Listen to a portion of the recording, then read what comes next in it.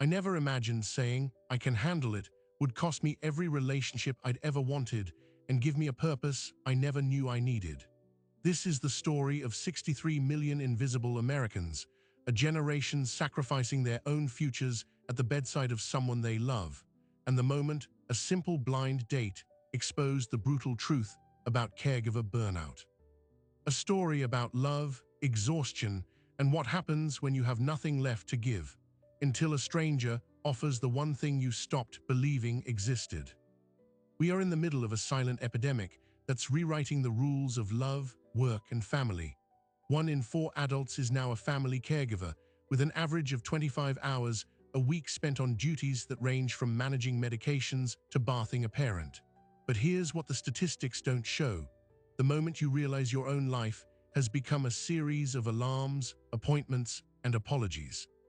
This is where Emma's story begins, on a Tuesday evening, with a text she'd been waiting for all week and a choice that would define the next chapter of her life. The text was from Mark, the first date she'd agreed to in over a year. Table for 2 at 7, can't wait to meet you. Emma stared at her phone in the muted glow of her mother's bedside lamp, the silence broken only by the steady hum of a medical oxygen concentrator. For Emma Carter, 29 years old, this was the new normal. Her world had shrunk to the 4 walls of her childhood home in suburban Chicago, a timeline dictated by pill schedules and a constant, low-grade panic about what the next phone call from a doctor might bring. 18 months earlier, her vibrant, independent mother, Helen, had been diagnosed with early-stage dementia compounded by congestive heart failure.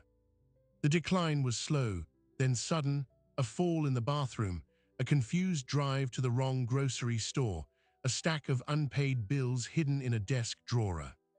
Emma became one of the 63 million by necessity, not choice. She reduced her marketing job to part-time remote work.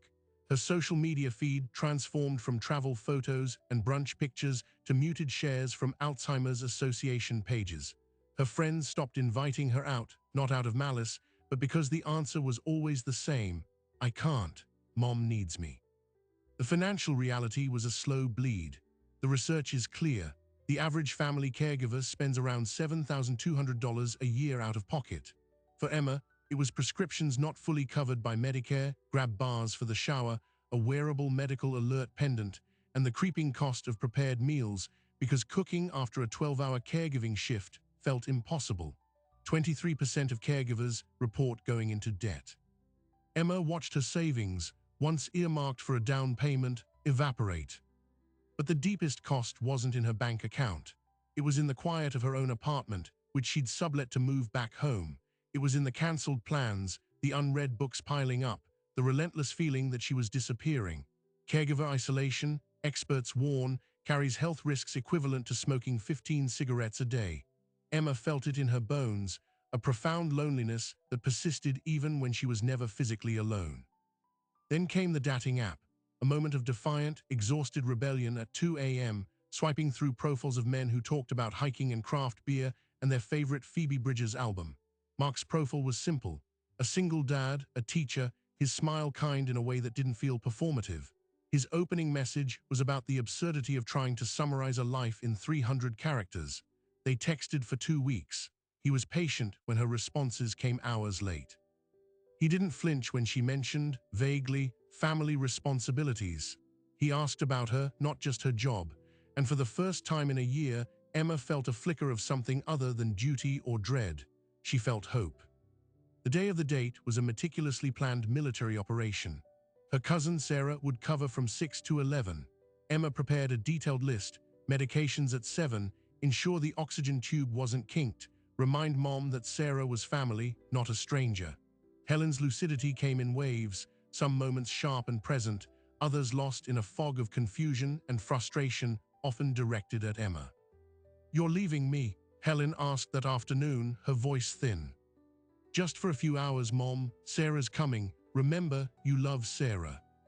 "I don't need a babysitter. I need my daughter." The guilt landed, heavy and familiar. This was the emotional toll the surveys quantify. 50% of caregivers report increased emotional stress, 37% physical strain.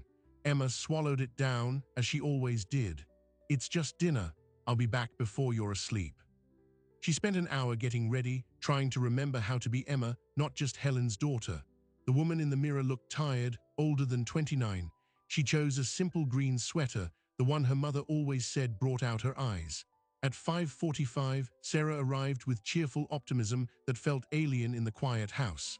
At 5:55, Emma kissed her mother's forehead. Be good for Sarah.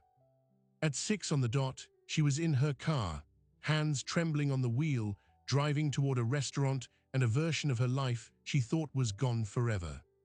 The Italian bistro was warm and buzzing, a universe away from the sterile, quiet world of home. Mark was already there, rising from the booth with that same kind smile from his profile. He was taller in person, his handshake warm. Emma, it's really great to meet you. For the first 20 minutes, it was awkward, punctuated by Emma's compulsive checks of her phone, set to silent but face up on the table. But Mark was easy to talk to. He spoke about his daughter, Chloe, with a tenderness that disarmed her. He asked about her work, really listened to her answer. He made her laugh, a genuine sound that surprised her. The knot in her shoulders began to loosen. This is the fragile space millions of caregivers know, the desperate, fleeting attempt to carve out a personal life against a backdrop of constant responsibility. For a moment, it worked. The bread basket was emptied. Wine was poured. Emma talked about her love of old movies, a subject untouched by illness or care plans. Mark's eyes never left her face. And then at 7:23, her phone lit up. Not a text, a call. Sarah's name flashed across the screen. The air left the room. Every caregiver knows this freeze-frame moment, the chilling split second before the world fractures. The statistics on caregiver stress become a single, pounding heartbeat. I'm so sorry, I have to take this, Emma said, her voice already tight. She slid out of the booth, phone pressed to her ear, moving toward the restaurant's entrance. Sarah, what's wrong? Emma, I'm so sorry. Sarah's voice was pitched high with panic. She was fine, we were watching the game show, and she got up to go to the bathroom and she fell. She's on the floor. She says her hip hurts a lot. She's confused and she's crying. I don't know if I should call an ambulance or... The noise of the restaurant faded into a dull roar. This was the turning point, the moment the carefully constructed dam breaks. All the planning, the hope, the glimpse of a different life, shattered by gravity and fragile bone. Call 911, Emma said, her voice surprisingly steady, the command automatic. I'm on my way right now. She ended the call and turned back to the booth, to Mark, to the untouched plate of pasta that had just arrived. His expression had shifted from warm interest to concerned confusion. And here is where the story could have ended, as it does for so many, with an apology, a rushed exit, another connection severed by an unmanageable burden. Emma opened her mouth, the weight of 63 million caregivers on her tongue, ready to speak the words that had ended every attempt at a life of her own for 18 months. But what Mark did next would change everything. He didn't say, I understand, or offer a sympathetic look. Mark stood up, grabbed his jacket, and pulled out his wallet. Is it your mom? He asked, his voice low and immediate. When Emma nodded, stunned, he threw a handful of cash on the table, far more than the bill required. Then let's go, my car's out front, you shouldn't drive like this. In the fractured, panicked logic of the moment, Emma didn't argue. The part of her brain trained by 18 months of crisis management recognized competent help. She followed him out of the restaurant, the chilly night air hitting her face like a slap. He guided her not to her own car, but to a sensible sedan, opening the passenger door for her. Text your cousin the hospital we're going to, he said, starting the engine. Which one? Memorial, it's 10 minutes. Okay, breathe, Emma, just tell me the turns. They drove in silence for a block, the only sound the directional click of the blinker. Then Mark spoke, his eyes on the road. My dad had Parkinson's. I was my mom's backup for the last 5 years of his life. I know the 911 call. This was the first revelation, the hidden common ground. Nearly half of all caregivers are part of the sandwich generation. But what's less discussed is the silent fraternity of those who have lived it, who can recognize the particular shade of fear in another person's eyes. At the emergency room, chaos reverted to a familiar, dreadful routine. Sarah, pale and tearful, met them at the intake desk. Helen was already behind curtains, being assessed. The triage nurse, overworked and impersonal, recited the script. Possible hip fracture, waiting for imaging. The doctor would be in when there was news. This is the institutional reality caregivers know intimately. The long, fluorescent-lit waits, the jargon, the feeling of being a ghost in the machine of someone else's crisis. Emma shifted into administrator mode, reciting her mother's medications, allergies, medical history. Mark didn't hover. He found the waiting area, brought back 3 bottles of water, and simply sat, a quiet, solid presence. The diagnosis, when it came an hour later, was a broken hip, a clean fracture of the femoral neck. For a healthy 80-year-old, it's a serious but operable injury. For an 80-year-old with moderate dementia and heart failure, it's a catastrophic event. The surgeon laid out the brutal calculus. Surgery carried significant risk from anesthesia. Non-operative management meant permanent bed rest, which for a dementia patient almost guarantees rapid cognitive decline, bed sores, pneumonia. A catch-22 written in medical charts. "We need to decide," the surgeon said, not unkindly. Emma's mind, already overloaded, short-circuited. This was the decision-making burden that crushes families, the kind that leads to the 33% prevalence of depression among caregivers. She looked at Sarah, who shook her head helplessly. I don't know. What's the best chance for her to have any quality of life?" The question came from behind her. Mark, he hadn't intruded on the consultation, but he was there, listening. The surgeon considered him, then Emma. "Surgery, with a very careful team, but the recovery will be long. She'll need intensive rehab, and she'll be fully dependent for months." The word dependent landed with physical weight. 25 hours a week of care was about to become 168. Full-time. Emma's part-time job, her sliver of financial independence, her fragile sanity, all of it vaporized in that moment.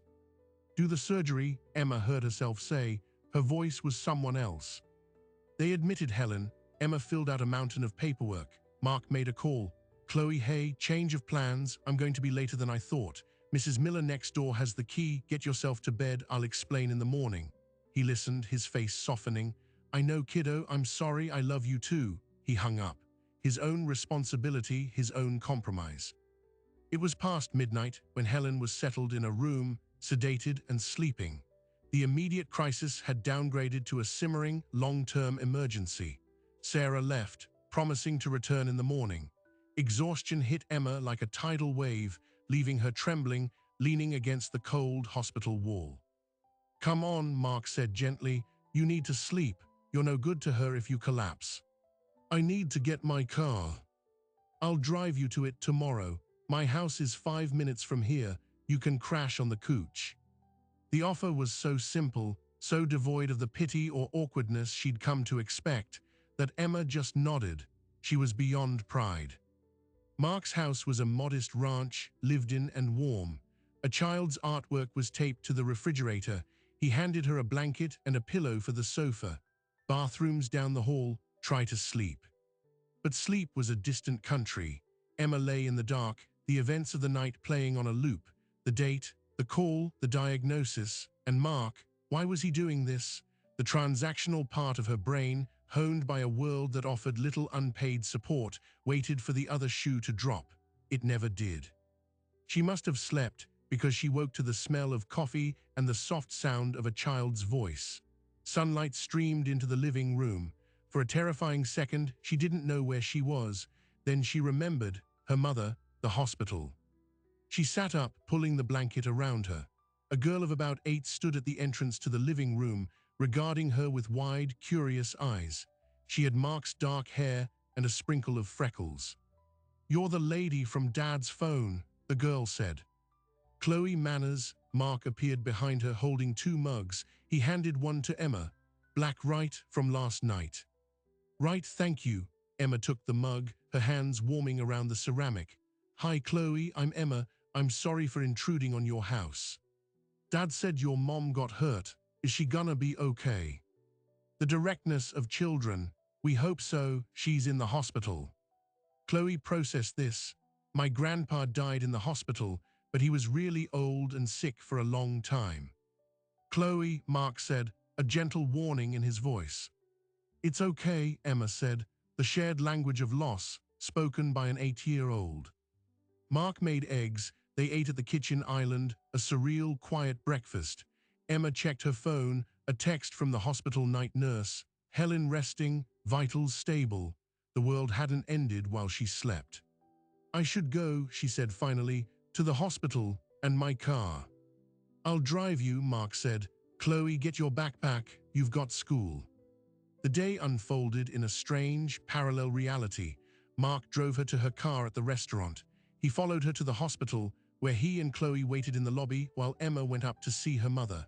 Helen was awake, confused and in pain, but alive.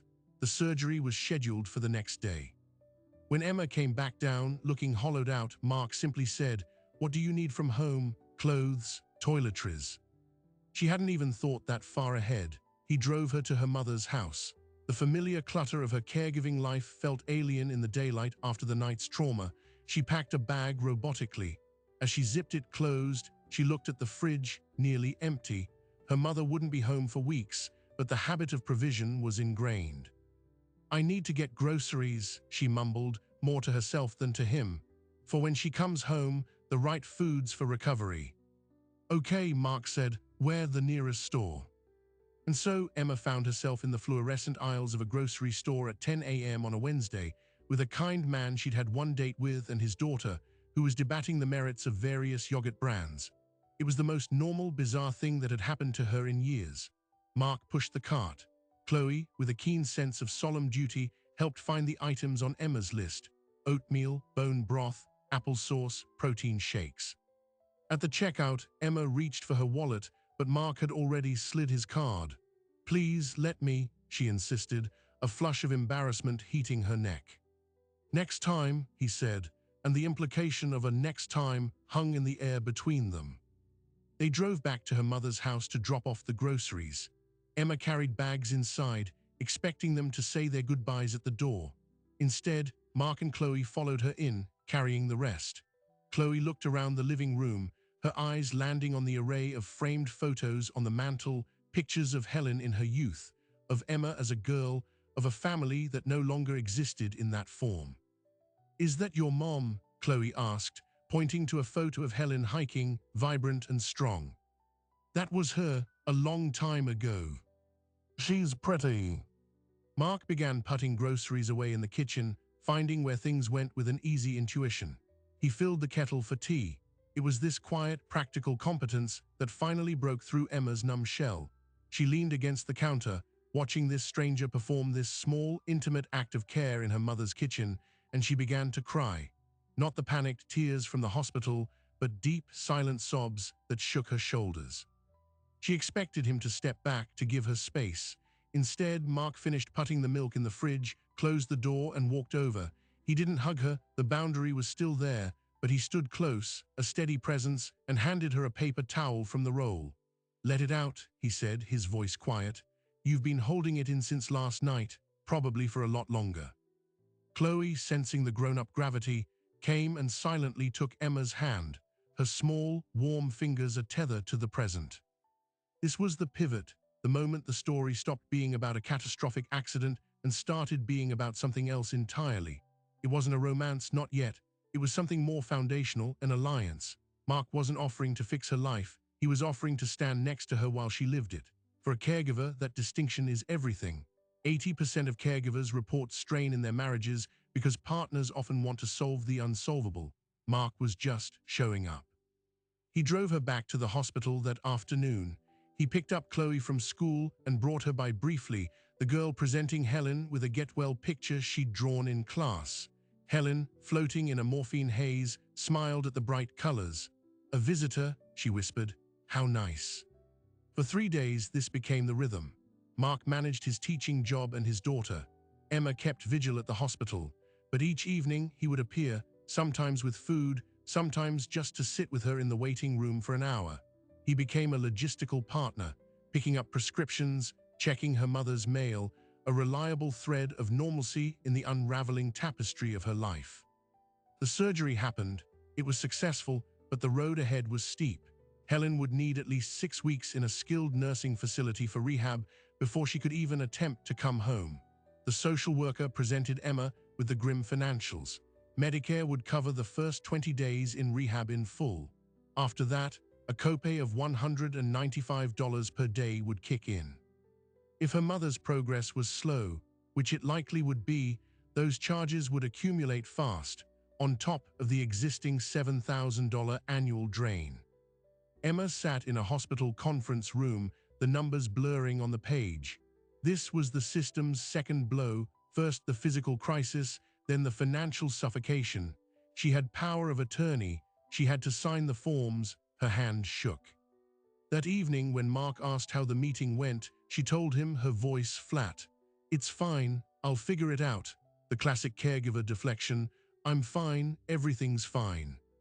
But Mark, having seen his parents navigate the same system, just nodded. "The copays are brutal. There might be a secondary insurance policy or a veteran's benefit if your dad served. Have you checked all the files?" He didn't offer money, he offered strategy. Together, that night after Chloe was asleep, they went through Helen's filing cabinet, a monument to a well-organized past life.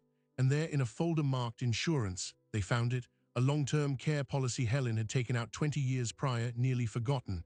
The coverage was modest, but it would cover the rehab copays. Emma stared at the document, then at Mark, who was smiling a little. "You found it," he said. "You just needed an extra set of eyes." It was the first tangible victory in a long, losing war. It wasn't a solution, but it was a reprieve. In that moment, something shifted from alliance to something deeper, something dangerously like trust. Emma allowed herself to think a terrifying thought: what if I don't have to do this completely alone? But the caregiving crisis never offers peace for long. Just as this fragile new connection began to solidify, a new front opened. It came in the form of a phone call from Emma's older brother David, who lived across the country. His voice was concerned, but from a distance of 2,000 miles. "I got your updates. This sounds awful. But Emma, a skilled nursing facility, are you sure that's best?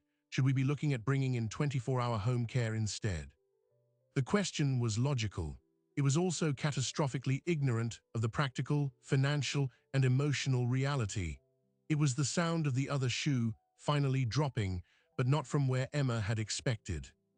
Emma held the phone away from her ear as David, her brother, laid out his case for home care with the confident detachment of a corporate lawyer, which he was. "The research shows seniors recover better in familiar environments, and that facility has a 2-star rating. We can't put Mom there." Emma closed her eyes. This was the brutal math of long-distance caregiving, all the opinion, none of the responsibility, and it was about to fracture the one support system she had left. David, 24/7 home care costs between $20 and $30 an hour. That's over $15,000 a month. The long-term care policy doesn't cover that. I've run the numbers until my eyes bled. We can't afford it. There has to be another way. What about Medicaid? She doesn't qualify yet. She has to spend down almost all her assets first. That means selling the house. Is that what you want? Silence on the line. This was the hidden, agonizing calculus families are forced into, trading dignity for dollars, a lifetime of savings for a few months of care. 23% of caregivers go into debt. The rest often become experts in the brutal bureaucracy of poverty thresholds. "I just think we need to explore every option," David said, his tone retreating from directive to suggestion. "I'll send you some links." "Great, send links," Emma said, the bitterness leaking through.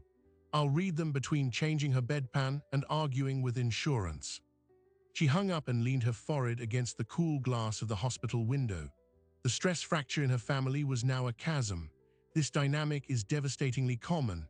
One sibling, usually a daughter, becomes the default caregiver, while others offer help from a distance that feels more like criticism. The resentment builds, silently eroding relationships already strained by grief. Mark found her there. He'd taken to stopping by the hospital on his lunch break, a sandwich for her in hand. He read her face immediately. Family. "My brother, he's decided the rehab facility isn't good enough." Mark sighed, a sound of deep familiarity. "Let me guess. He's offering thoughts and prayers, but not his spare room or his bank account. Emma looked at him, surprised by his bluntness. "How did you know?" "Because I was that brother. For the first year of my dad's illness, I sent articles. I questioned my mom's decisions from 3 states away.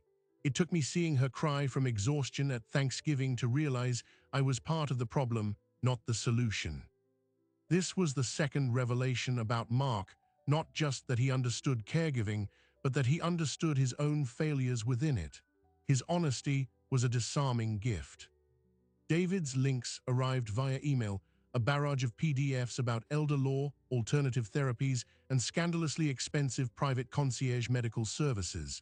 Each one felt like an accusation: "You're not trying hard enough."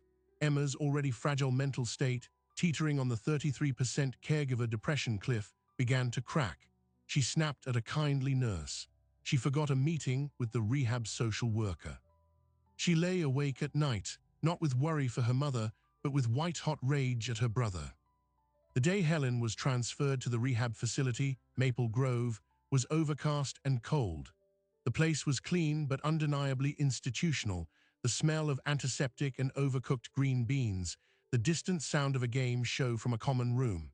Helen, confused and frail in a wheelchair, gripped Emma's hand like a vice. "Take me home." "Soon, Mom, this is where you get strong." "I want to go home."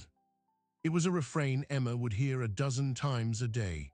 Guilt, her constant companion, tightened its grip. What if David was right? What if this place, with its 2-star rating and overworked staff, was a warehouse for the elderly? Mark came that evening, bringing Chloe. The girl had made another card. Helen, in a clearer moment, took it and said, "Such a pretty girl, thank you." For a second, the grandmother she'd been flickered in her eyes. Then the fog descended again. But Chloe wasn't disturbed. She simply patted Helen's hand and said, "You'll get better. My friend's grandma was here and she walks now." The innocence of the statement, its unshakable faith, did something to Emma. It was a pinprick of light. The following week, David flew in for a site visit. He toured Maple Grove with a critical eye, noting the chipped paint in the hallway.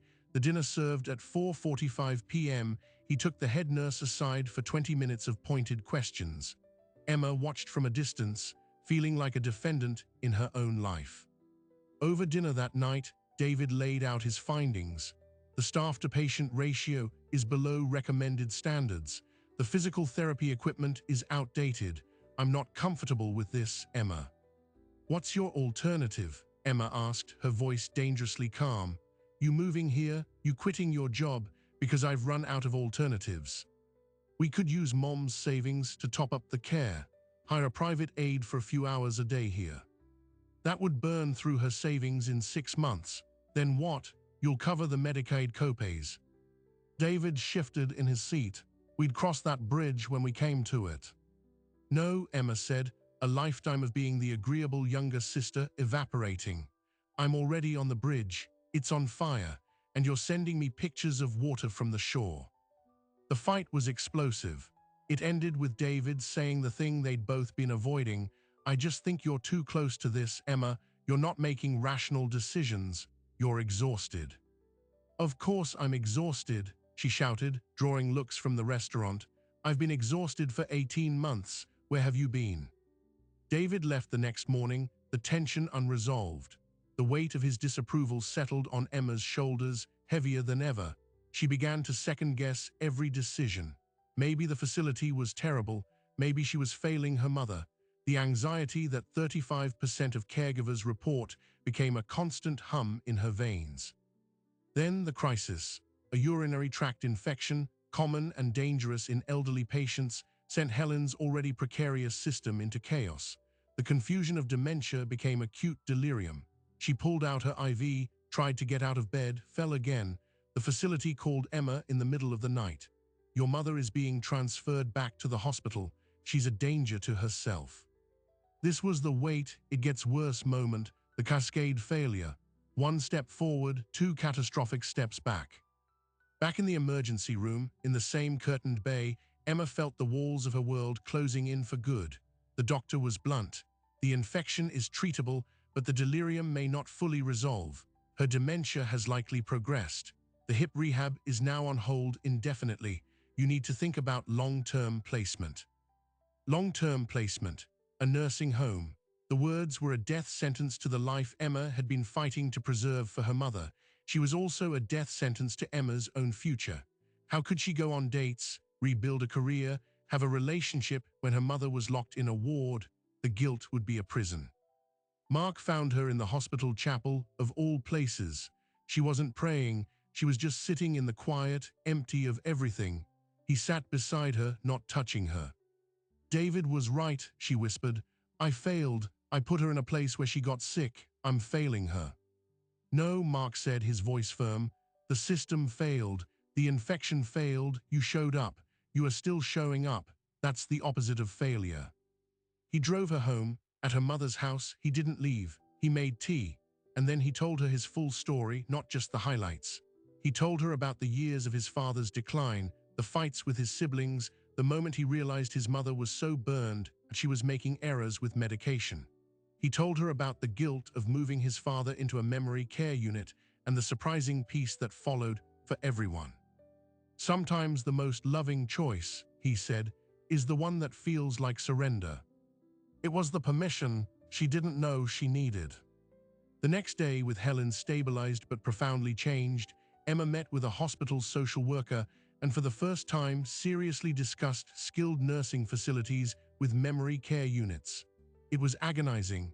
It felt like betrayal, but Mark's words echoed, the most loving choice.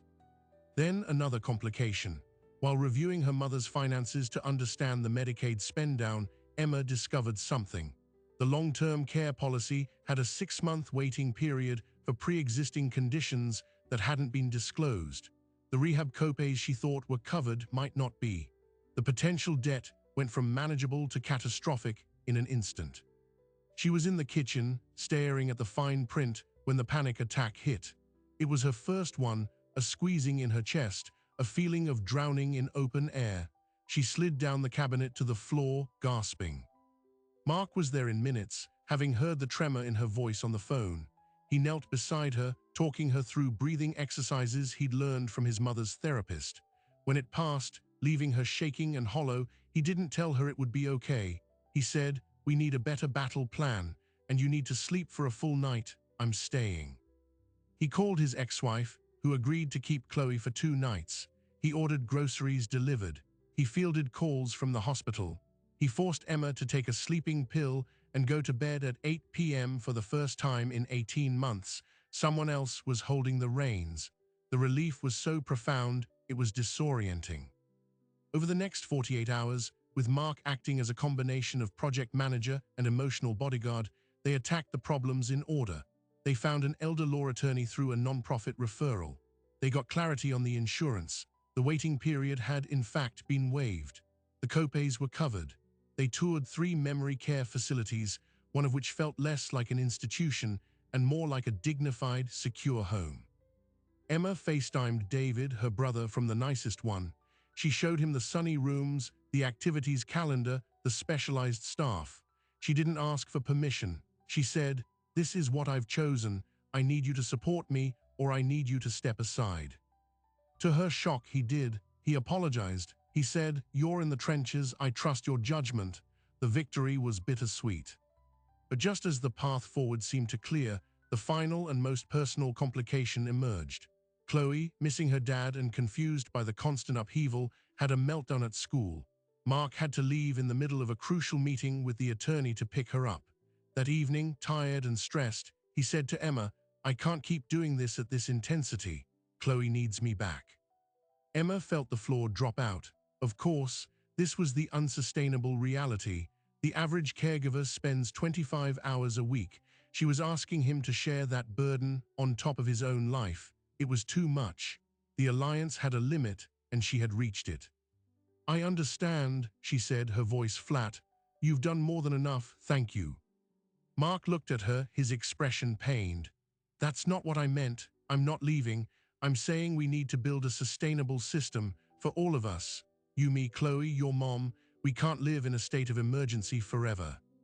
He proposed a schedule, realistic visiting hours, shared responsibilities with a professional care manager. Emma returning to her apartment part-time to reclaim some space and sanity. It was a blueprint for endurance, not just survival. It was in that moment, looking at this man who had seen her at her most broken and hadn't flinched, who was now trying to architect a life that included her and her chaos, that Emma understood the true pivot. This wasn't about being saved. It was about being seen, and then being asked to build something new together with clear eyes and realistic expectations. She agreed to the plan. The following week, Helen was discharged to the memory care facility. It was a hard day, full of tears and guilt. But that evening, Helen, in a clean room with a view of a garden, ate a full meal and watched an old movie without trying to escape. For the first time, she was safe, and Emma was not hovering in a state of panic. Emma went back to her own apartment that night. The silence was no longer just an absence, it was a space for possibility. She slept for 10 hours. The next morning, she met Mark for coffee.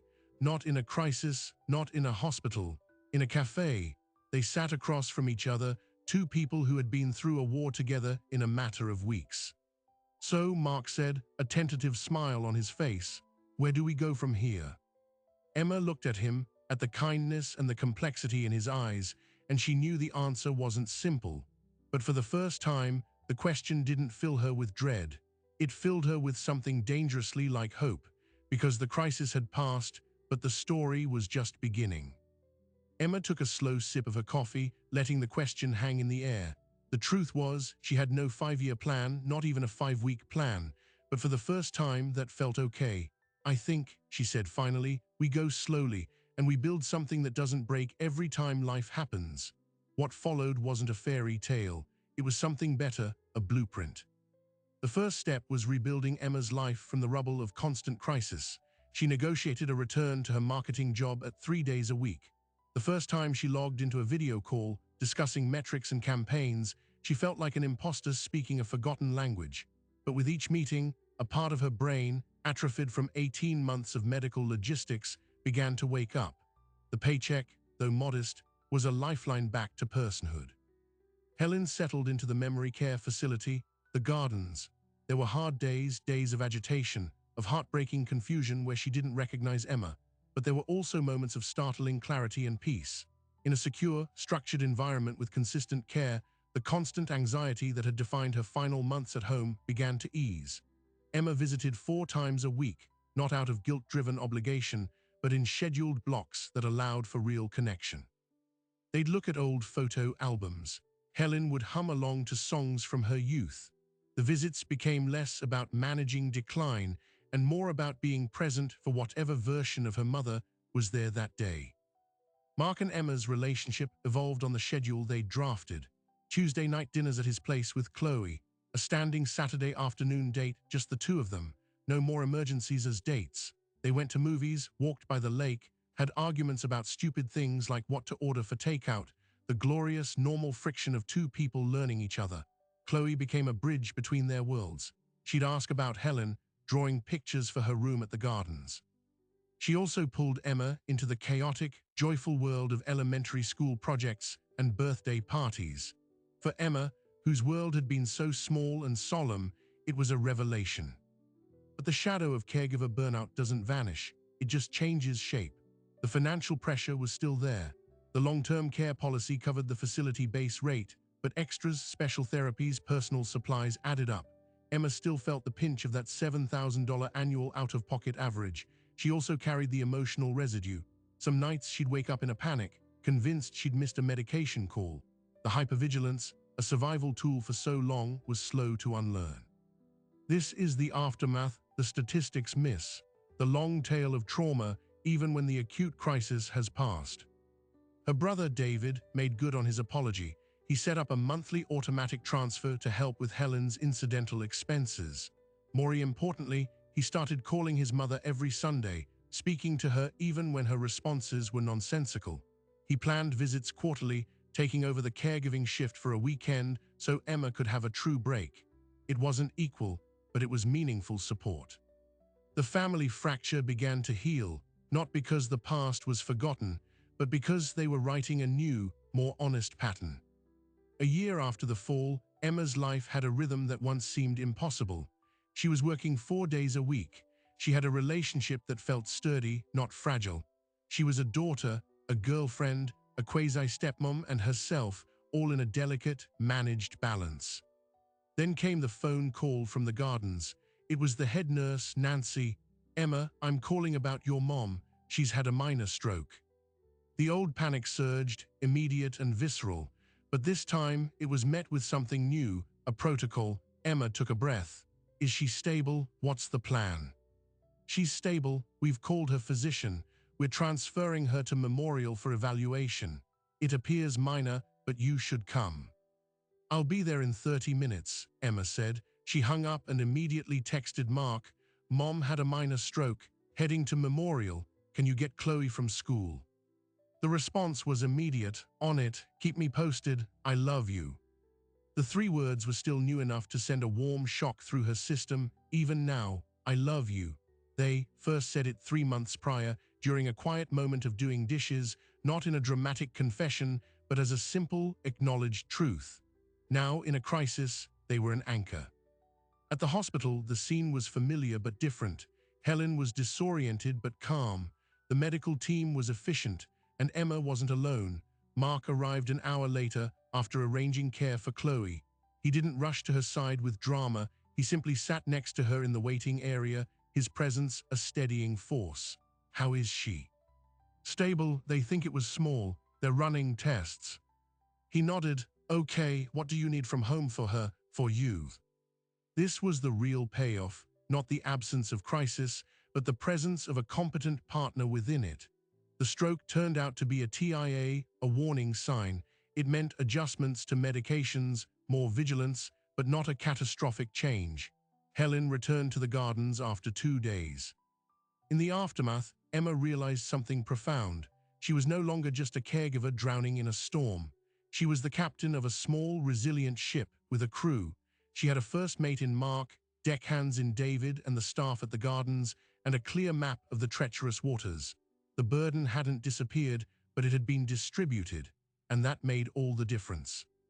6 months later, on a bright spring Saturday, Emma stood in Mark's backyard, surrounded by mismatched chairs and the smell of grilled burgers. It was Chloe's 9th birthday party. Kids screamed with laughter playing tag. Mark manned the grill, laughing with his friends. Emma moved through the crowd, refilling lemonade, feeling a sense of belonging so deep it ached. Her phone buzzed. It was a notification from the security app for the gardens, a photo alert from her mother's room. She clicked it, expecting to see Helen napping. Instead, the image showed Helen sitting in her armchair, a volunteer beside her, both of them laughing. Helen was wearing the ridiculous, sparkly crown Chloe had insisted she take after her last visit. She looked peaceful. She looked happy. Emma stared at the photo, then at the chaotic joy of the party around her. This was the life she'd thought she'd lost forever, a life of her own, happening simultaneously with her mother's safe, cared-for existence. They weren't the same life, inextricably tangled and sacrificial. They were 2 separate, valid lives, running in parallel, and she was living in both. Mark caught her eye across the yard, a question in his look. She held up her phone, showing him the picture, and smiled. He grinned back, a full, unguarded smile that spoke of shared history and hard-won joy. That evening, after the party chaos had settled and Chloe was asleep surrounded by new toys, Emma and Mark sat on the back porch steps. The air was cool. "You okay?" Mark asked. "More than okay," Emma said. She told him about the photo, about the realization it sparked. "For so long, I thought caring for her meant my life had to stop. I had to disappear into hers, but that wasn't care. That was just mutual drowning." "What is it now?" Mark asked, taking her hand. "Now it's love, with boundaries. It's making sure she's safe and valued, while I also get to be safe and valued. They don't have to be in conflict." This is the revolutionary, countercultural truth at the heart of sustainable caregiving. The system, and often our own instincts, tell us it's a zero-sum game, their well-being for ours. But the data shows that burned-out caregivers provide worse care. Emma had accidentally, painfully, stumbled onto the formula. Support for the caregiver isn't a luxury, it's a medical necessity for the care recipient. A few weeks later, Emma did something that surprised even her. She reached out to the local area agency on Aging and volunteered to lead a monthly support group for younger caregivers. Her first meeting had 5 people in a church basement, exhausted faces she recognized in her own mirror from a year before. She didn't offer platitudes. She offered the blueprint, the schedule, the importance of professional guidance, the permission to make hard choices for long-term survival. She told them about finding an old insurance policy with a near stranger's help. She told them about the healing power of a child's drawing. She told them it was okay to be angry, to be tired, to want a life beyond the bedside. At the end of the meeting, a woman in her 30s, caring for a father with ALS, approached her with tears in her eyes. "Thank you," she said. "I thought I was just being selfish for wanting to go on a date. You made it sound impossible." This was the final, surprising turn. Emma's greatest trauma had become her purpose. The 63 million had a new soldier in their ranks, one armed not just with empathy, but with hardened strategy. She hadn't solved caregiver burnout, but for a handful of people in a church basement, she'd made the load feel lighter, the path seem less lonely. One evening, a year and a half after the fateful interrupted date, Emma was at Mark's, helping Chloe with a diorama for school. Glue and glitter were everywhere. Mark was making dinner. Emma's phone was face down on the table, silent. It didn't occur to her to check it. Later, after Chloe was in bed, Mark poured 2 glasses of wine. "I was thinking," he said, "we've been doing this slow build for a while, the blueprint's holding up." "It is," Emma agreed. "What would you think," he said, his voice carefully casual, "about making it a little more permanent? Not a question, just a thought for the future." Emma looked at him, at this man who had seen every broken, desperate, exhausted part of her and had chosen to build something with the pieces. She thought of the chaotic birthday party, the quiet hospital vigils, the ordinary Tuesday nights. She thought of her mother, safe and crowned with sparkles. She thought of the women in the church basement. She reached for his hand.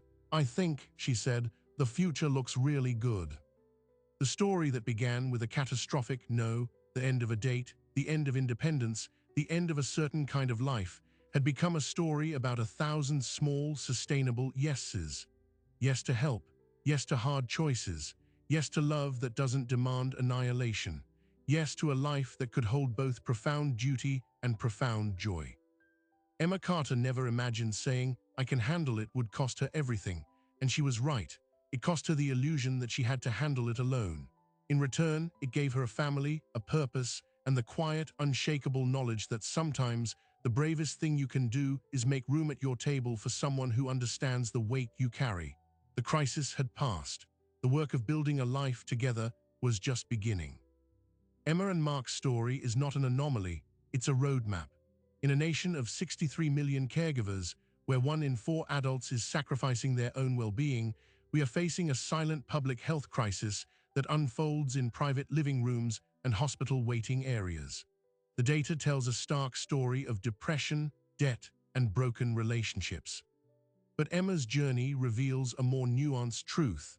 The crisis isn't just about the burden of care, but about the profound isolation that comes with carrying it.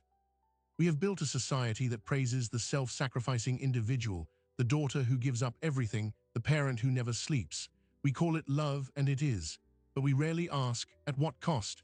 And what if love could look different? What if it could include boundaries, support networks, professional help, and the radical permission for the caregiver to also have a life? The research is clear. Burned-out caregivers provide worse care. Supporting the supporter isn't a luxury. It's a medical and moral imperative. The question this story leaves us with isn't whether we will become caregivers. Statistically, most of us will. The question is what kind of caregivers we will choose to be, and more importantly, what kind of society we will build to sustain them. Will we continue to force individuals into solitary, unsustainable heroism? Or will we create communities, policies, and cultural expectations that allow for shared responsibility, for grace, for the kind of unexpected kindness that changes a life in a restaurant parking lot? Emma's blueprint, the schedules, the professional help, the rebuilt family, the permission to say this is too much, isn't just a personal solution. It's a radical act of reimagining. It proves that even within a broken system, connection is possible, that love doesn't have to be a solitary marathon, it can be a relay, with hands reaching out to share the load. If this story resonated with you, if you saw yourself or someone you love in Emma's exhaustion or Mark's quiet understanding, then you are already part of changing the narrative. Share it. Talk about the invisible work happening in millions of homes. Ask the caregivers in your life not just how is she, but how are asterisk you, and maybe, just maybe, be the person who doesn't look away from the struggle, but instead asks, can I share this table? Because sometimes the most revolutionary act is a simple human yes. Thanks for watching.